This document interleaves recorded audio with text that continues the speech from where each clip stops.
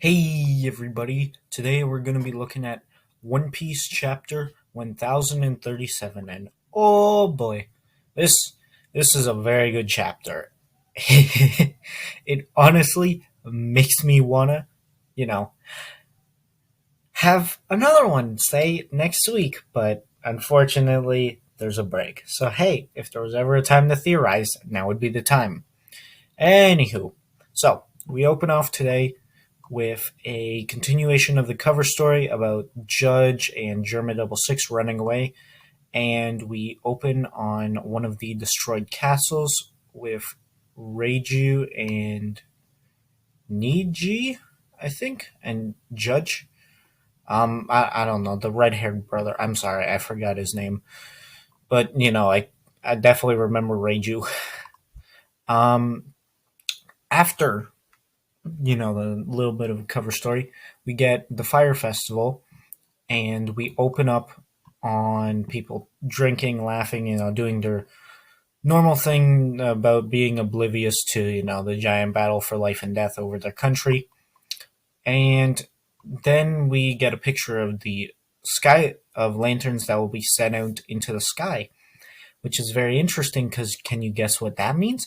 That most likely means that they're actually going to look up in a few chapters, probably, which means they'll see the giant skull island floating over them. Interesting. Anywho, so after that, we cut to Ogineshima, and it's Luffy versus Kaido, and Kaido straight up just pulls out some alcohol in base form, starts drinking, and he actually offers Luffy a swig, and brings up, and then Luffy, which says you, he brings up how like Kaido should not use that as an excuse when he loses, and it's like, geez, so this fight like is a lot closer. Like looking, you can definitely tell this is the closest fight so far, and having Luffy, be a standard Luffy fight because normally he either gets wrecked the first time, like with Crocodile.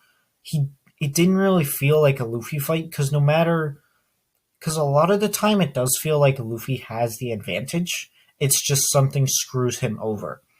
Like back on Arlong Park, Luffy definitely felt like he had the advantage. Skypiea, he felt like he had the advantage, but he still kept taking minor L's. Same with Dressrosa in Gear 4, then he took the L after he fell out of Gear 4. Cracker, Katakuri, all that. Like he has, okay, not with Katakuri though, and Cracker because that was more of a progression system, and this is the labor of Luffy, constantly evolving and getting better. But then Kaido out of nowhere pulls out the Drunken Fist. I am not kidding. He starts switching back and forth between hybrid form and human form and dragon form, and just starts pulling out like all the stops. We see even he bonks Luffy down on the ground after dodging a hit, smacks him into the roof, and the roof starts to crumble down on the samurai and like all the fighting below. He turns into a dragon. Luffy gets pissed because, Luffy thought that Kaido is getting drunk so it would be easier. And he brought up how it doesn't it doesn't really matter, and he's kind of sad that the island is getting destroyed, but he doesn't care too much. And he brings up how it will take 5 years to rebuild. So he is still like, oh, I'm going to win this and it doesn't really matter. And then, so Luffy jumps in and Kaido pulls out Demolition, sorry, my bad. Demolition Twister. Dragon Demolition Twister. Which is probably the coolest move we've seen his dragon form use other than the Boro Breath. So I'm kind of surprised that he hasn't used it at all. Or I don't think he has. I haven't seen him use it.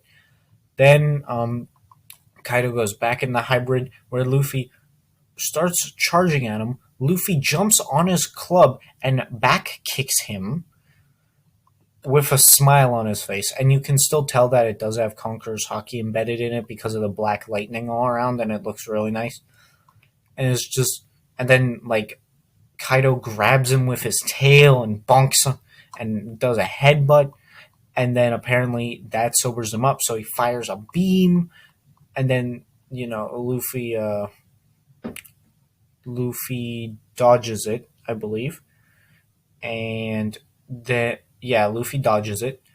Then he pulls out a rock Gatling gun against the meteor shower that Kaido brings, and they both hit each other, and then bam, it's basically a slugfest at this point, and it is insane. It is very bombastic, and then Luffy finally hits him right in the gut once again, and it's such a satisfying hit. Then we cut back. We cut back to Mary Joie on the red line, and it's like, what?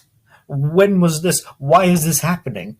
And they're even bringing up how, like, as if this year's reverie was cursed, and it's like, what? What do you mean? What is going on? Why is everything in this chapter so bombastic and so crazy?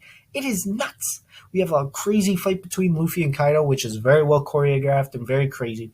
Then we go to the Gorosei, talking about how they need to retrieve Nico Robin, obviously, and they also consider Big Mom and Kaido a nuisance, and this is a good chance to erase them.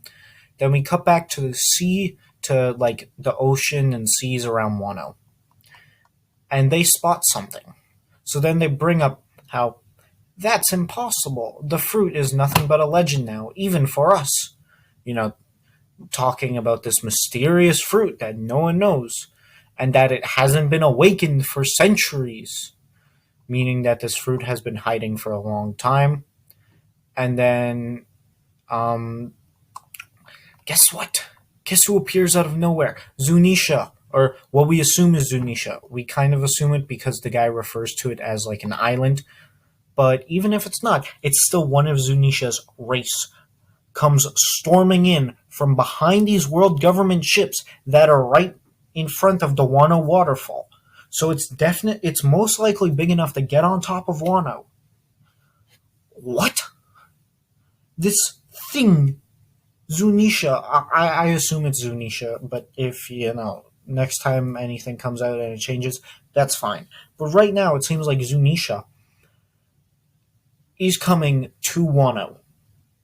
And I right now have two options. So, obviously, they're talking about a devil fruit, and it has some unique properties and connects it to animals in some way. Now, this either means it's Tama's fruit, or another theory is that Zunisha ate a devil fruit, but since Zunisha's true body is like covered in water, it doesn't really matter too much. Anywho, this also proves that Zunisha probably has even longer ties to the Kozuki clan because it has the ability to walk near Wano. Like, there seems to be some sort of land bridge getting from Zo's like crazy circle all the way to Wano, because I know the sea is deep, but I don't think it's, that thing where it's like, you get what I mean.